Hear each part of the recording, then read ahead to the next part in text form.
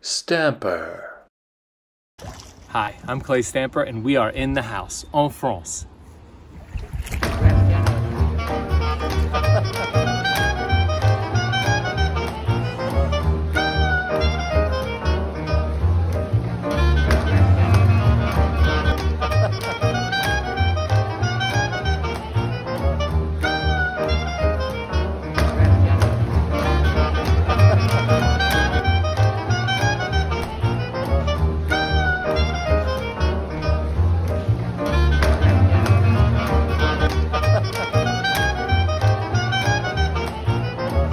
Bienvenue in France! Welcome to France, my friends.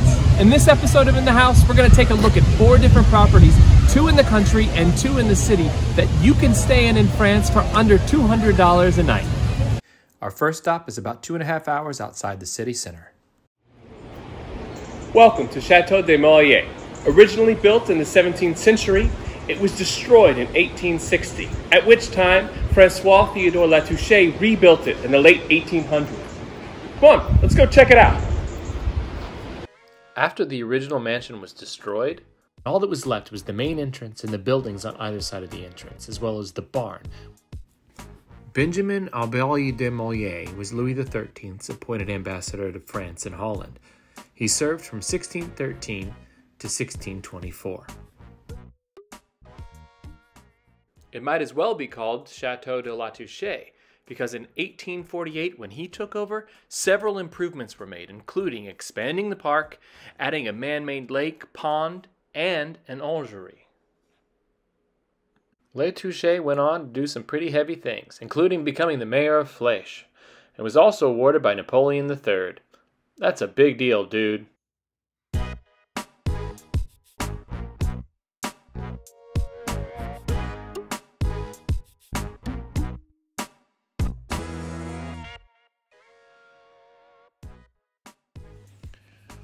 Holy Chateau Batman. I mean, before I booked, I knew I wanted to stay at a castle. Okay, I just had no idea that I was going to be the only person in residence at this castle. 19th century revival with all the bells and whistles. I mean, its inspirations are Greek, Italiante, Gothic, I mean, you name it. Basically, we are looking at Renaissance revival architecture at its finest. Upon stepping into this sitting room and walking into the dining room, I feel as if I've stepped back in time. I feel that it is as if at any moment the Beast from Beauty and the Beast is going to come around the corner and ask me why I'm in his home.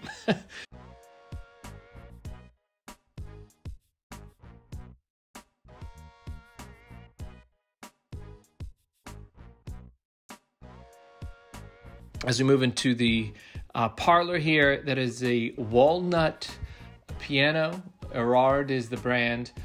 Truly exquisite. The finishes throughout are just so refined. I feel as though I don't belong. But you and everyone else do belong because this beautiful property is made available through Airbnb and various other booking outlets so that you can experience firsthand what it would be like if you were Lord of the Manor.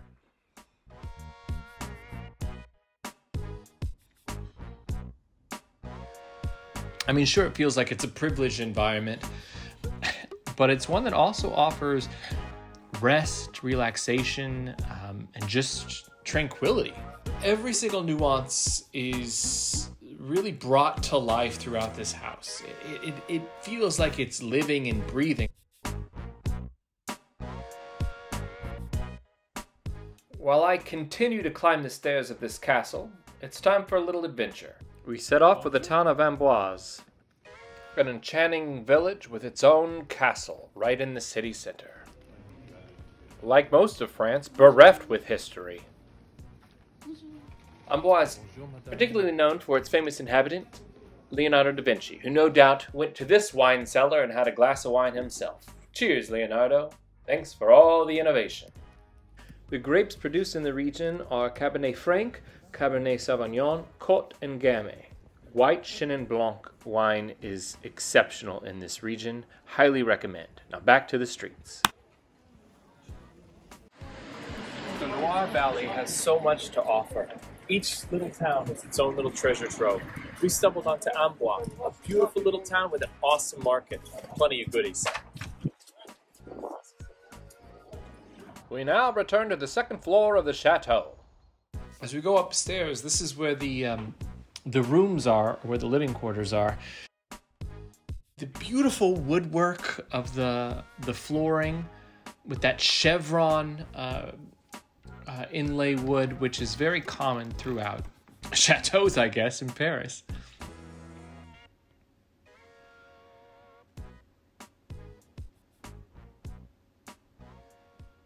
The chateau hosted the famous English eponyms writer Daphne du Maurier, and you can find a taste of it in her novel, The Scapegoat.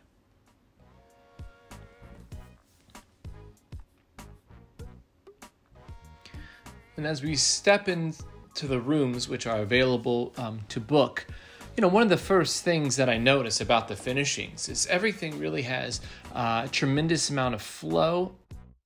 One of the notes that I have about this particular room is the beautiful silken wallpaper, which of course matches the drapes which you see through the window there.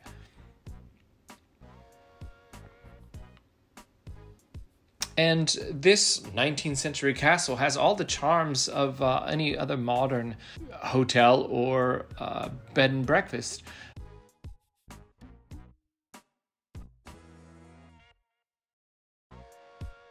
With this, you have the Versailles wallpaper, which is just exquisite. I couldn't be happier here. This is actually the room that I stayed in. And what's lovely about it is each room has its own bathroom and own shower, which you don't often get with Airbnb or with bed and breakfasts. And then you look out onto your little Romeo and Juliet balcony and you overlook this awesome man-made lake.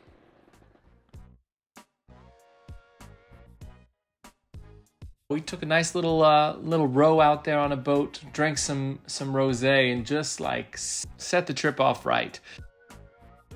This estate is on over 100 hectares of land, which is roughly 247 acres, to give you some sort of framework and perspective.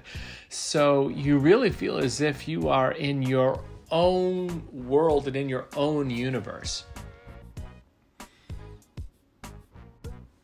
I just felt this overwhelming connection with nature, just at peace.